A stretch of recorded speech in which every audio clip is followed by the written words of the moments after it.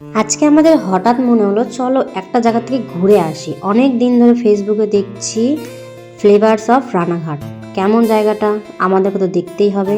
আমাদের একবার যদি কোনো জায়গা দেখতে পাই তাহলে তো আমরা যাবোই সেই জায়গায় ঘুরতে। তো আজকে আমরা 4 জন মিলে বেরিয়ে পড়লাম হবিবপুর থেকে রানাঘাটের উদ্দেশ্যে। রিক্সাটাকে এত সুন্দর করে সাজিয়েছে দেখে সত্যি কথা বলতে এত ভালো লাগছে। আর শুভ বলছে আমি ধরবো, তুই ওঠ। আর মানুষই বলছে না না না আমি উঠবো না, আমি প্রচণ্ড পরিমাণে ভয় লাগছে। আর চারিদিকটা এত সুন্দর করে সাজিয়েছে কি বলবো। আর ইনি তো শুধু পোজ দেবে, আমাকে ফটো তোলো। আর চারিদিকে লাইট, মানে দারুণ দারুণ, মানে এখানে গেলে কার না মন ভালো লাগবে না। এত সুন্দর জায়গা। আমার তো আর আমাদের মানে গ্রুপের সবার এত ভালো লেগেছে কি যে বলবো। আর আমি যখন লাইট ওইদিকে আর এদিকে এসে আমি ভিডিওর ক্লিপ নিচ্ছি, এদিকে তো মুখ টুক ঠিক করে দেখাই যাচ্ছে না।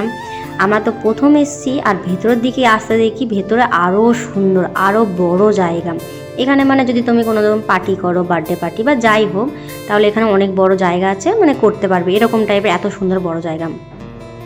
আম গাছটাকে এত সুন্দর করে সাজিয়েছে, মানে আমি চারিদিকে তাকিয়ে আছি, আমার মনটা পুরো ভরে যাচ্ছে।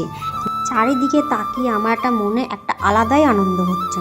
কিন্তু একটা কথা বলার, সব গাছে কিন্তু এখন আমে প্রচণ্ড পরিমাণে বোল, এমনকি কুড়িও চলে এসছে, কিন্তু এই গাছে কোনো রকম বোল বা কুড়ি কিছুই নেই। আমার মতে বলে হয়তো কুড়িগুলো ভেঙে ফেলা হয়েছে, কেননা যদি না ভাঙে তাহলে হয়তো পোকা হবে আর এত মানুষ আসবে, আর যেখানে আমের কুড়ি সেখানে তো পোকা হবেই। তো তারপর আমরা সবাই মিলে ওপরে চলে আসলাম। আর এখান থেকে আমাদের ইচ্ছা ছিল যে ওই যে নৌকো আছে নৌকোতে বসার, কিন্তু নৌকোটা আগে থেকেই মানে বুকিং ছিল। তো তারপরে যখন আরেকজন এসেছে তারা বুকিং করেছে, আর আমাদের বড়রা তো জন্মের বোকা, ওরা যে গিয়ে আগে গিয়ে যে বলবে সেটা করেনি, সেজন্য আমরা আর বসতে পারিনি। তো ভেবেছি যে পরের বার যখন আসবো তখন আমরা নৌকোতেই বসবো। নৌকোটা এত সুন্দর লাগছে দেখতে, কি ভালো লাগছে।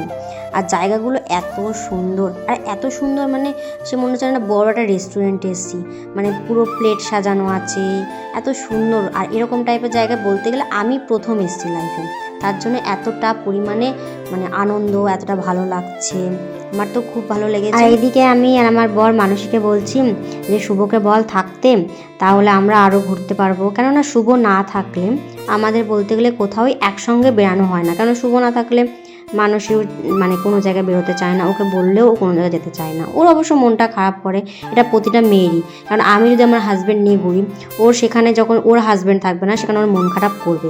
সেজন্য ও বলছে এখানে 5-6 মাস রেখে দেবো, চিন্তা করিস না। তো 5-6 মাস তো থাকবে না। আমাদের লাইফের এটাই যে আমাদের বড়রা বেশি দিন আমাদের কাছে থাকে না। একটা বছরের মধ্যে আমাদের কাছে কদিন থাকে, 2 মাস কি খুব জোর হার্ডলি 3টে মাস থাকে, এরকমই হয়। আর পুরোটা বছর আমরা একা একাই কাটিয়ে দিই, আর তাদের আশায় থাকি যে তারা কবে আসবে, আমরা ঘুরতে যাব, আমরা এটা করব, আমরা ওটা করব, মানে একটা আলাদাই আনন্দ থাকে। সেইটা নিয়ে আমরা 1 বছর 2 বছর আমরা এইভাবে কাটিয়ে দিই। সত্যি কথা বলতে গেলে বিয়ের পরে আমি এখনও পর্যন্ত 1 বছরই কাটিয়েছি, 2 বছর এখনও পর্যন্ত করিনি। খুব জোর হার্ডলি 9টা মাস করেছি, তাছাড়া আমি এখনও পর্যন্ত করিনি। এখানকার খাবারগুলো ভালোই। আমার তো ওই পনির কি একটা ছিল, ফার্স্ট টাইম খেলাম, আমার তো খুবই ভালো লেগেছে। বাট কফিটা একদম জঘন্য ছিল, আমার একদমই ভালো লাগেনি। কেন কফিটা একদম ঠান্ডা, বাড়িতে আমরাও কফি খাই, বাট এরকম টাইপের কফি আমি কোনোদিন খাইনি, আমার একদম ভালো লাগেনি। আমরা এদিকে খাচ্ছি কিন্তু চোখটা আমাদের চারিদিকে চলে যাচ্ছে, জায়গাগুলো এত সুন্দর, আমার যে কি ভালো লাগছে। এখানকার মানে সব কিছুই খুব খুব সুন্দর, খুব ভালো। তো আমরা চাউমিনটা খেয়ে নিলাম। আমরা তো বাঙালি বস, তা আমাদের এইসব টাইপের খাবার না খুব একটা ভালো লাগবে না।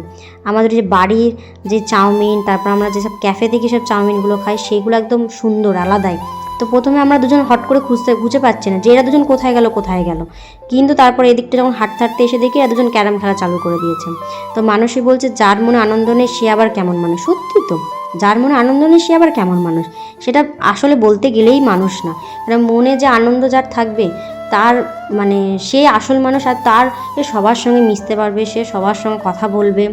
মনে আনন্দটাই মেন, আনন্দ নিয়ে দুঃখ নিয়ে কি জীবন কাটানো যায় না দিন কাটানো যায়। তো মানুষকে আমি বলছি ওপরটা দেখ, ওপরেও মনে ওঠার জায়গা আছে। তো বললো হ্যাঁ ওইদিকে তো ওঠার জায়গা আছে, কিন্তু ওদিকটা বন্ধ করে রেখেছে, হয়তো কোনো প্রবলেম আছে, যাই হোক। আর এদিকে আম গাছগুলো ডালগুলো এত নিচু নিচু, আমি বলছি জানিস তো লাফ মেরে উঠতে পারবো। তার শাড়ি পরে আছে তো এর জন্য উঠতে পারছি না, বাট জিন্স টপ পরে থাকলে এতক্ষণ লাফ মেরে উঠে পড়তাম। আমি না সে বাদরদের মতন করে বেড়াই, মানে লাফ মেরে কোনো জায়গায় দেখলে মনে হয় উঠে বসে থাকি, এরকম টাইপের। তো আমরা ঘুরতে ঘুরতে এদিকে চলে আসছি। আমার বর বলছে কী গো চলে যাচ্ছ নাকি? আমি বলছি না না যাবো কেন, আর তো থাকবো। এখান থেকে যেতে মনই চাইছিল না। আমরা কত রাতে বাড়ি এসেছি এখান থেকে, আর এত ভালো লাগছিল। এদিকে ওরা দুজন চা নিয়েছিল, তো আমরা চা খেলাম। ওপরে কফিটা একদমই ভালো ছিল না, কিন্তু নিচের চাটা খুব সুন্দর ছিল। তো এই দেখো আমাদের রিক্সাম্যান চলে এসছে, আমাদেরকে রিক্সায় করে নিয়ে যাবে আজকে হবিবপুর। তারপরে আমরা ওখান থেকে ঘুরে টুরে চলে আসলাম। এখন বাড়ি যাব, অনেক দেরি হয়ে গেছে, প্রায় 10:30 বাজে। আর রাস্তা থেকে যাবো তোমরা ভাবো, কেননা রাস্তায় সবসময় পুলিশ থাকে। সেই মানে একটা আনন্দ যে ঘুরছি, কিন্তু একটা ভয় যে রাস্তায় যদি পুলিশ থাকে, এই একটা ভয় নিয়ে। তো যাই হোক আমরা খুব ভালোভাবে মানে চলে আসছি বাড়ির দিকে। তো আমার বর আর শুভ গিয়ে তন্দুরি রুটি আর চিকেন নিয়ে আসলো, তো আমরা খেলাম। খাওয়া দাওয়া করে তারপরে বাড়ি চলে আসলাম। তো আজকের ব্লগটা এখানেই শেষ করছি। যার যার ভালো লাগবে লাইক শেয়ার আর একটা সাবস্ক্রাইব করে দিও।